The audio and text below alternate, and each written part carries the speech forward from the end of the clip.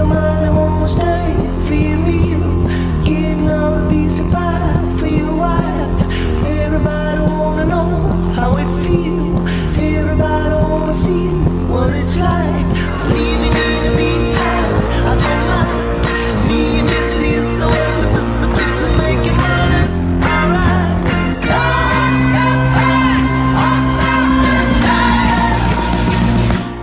Greenback Boogie. Introduction to Utopia and Visionary Architecture. The idea of utopia has always played a big role in architecture and city planning.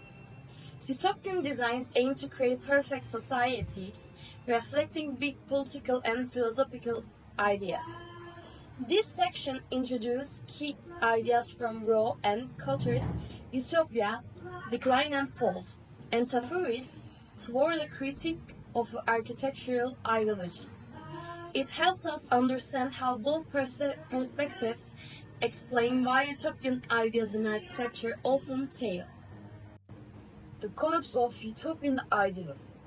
Rowe, Cotter versus Tafuri. Rowe and Cotter argue that utopian ideals fail because they try to create perfect cities without considering real-life complexity. They point to past examples where idealistic city plans led to rigid and lifeless urban spaces.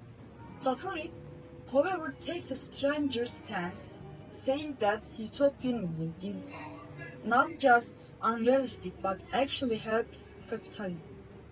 He believes that utopian architecture often hides the fact that it supports economic and social power structures instead of challenging them. Architecture after utopia. Opposing alternative as utopian thinking fades, Rowe and Cotter suggest an alternative called the Colicity.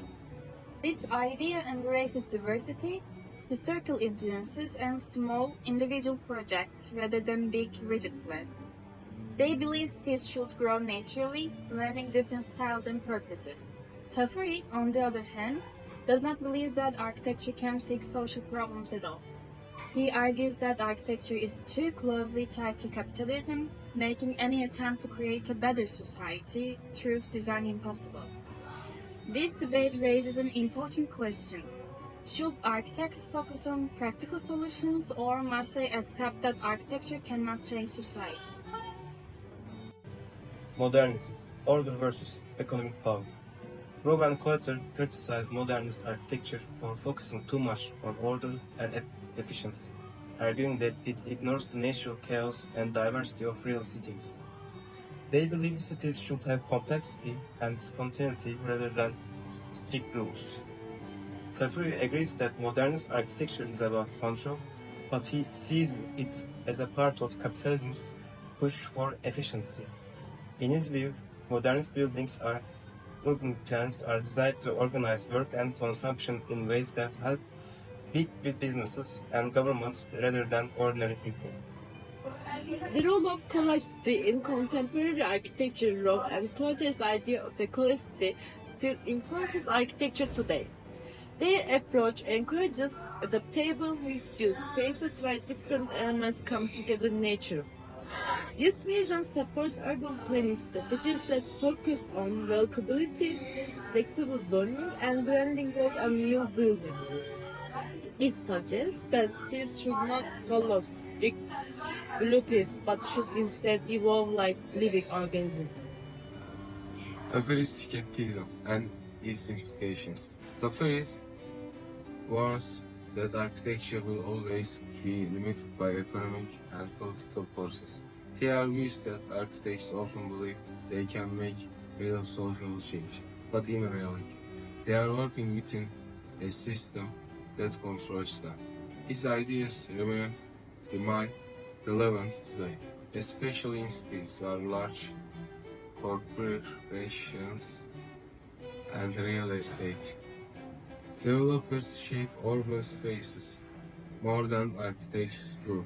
Tafuri's view challenges architects to be more critical of their role and to recognize the limits of what design can achieve.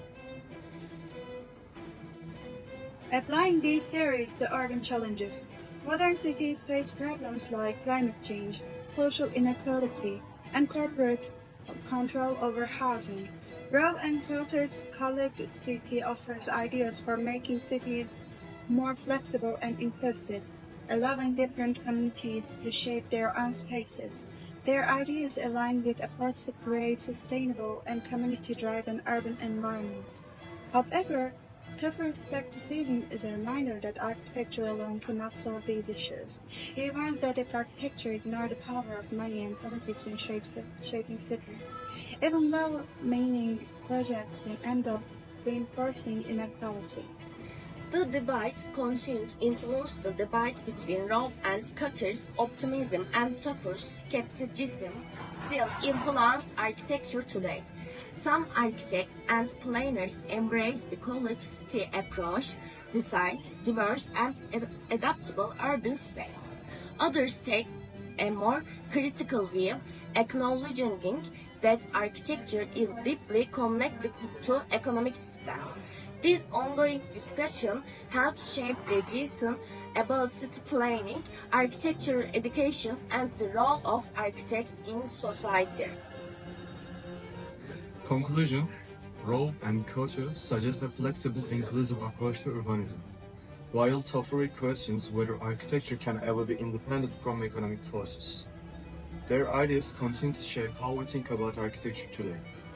The big question remains: can architecture really create positive change, or is it always controlled by those with power and money? The answer depends on how architects, the planners, and communities choose to engage with the competing perspectives.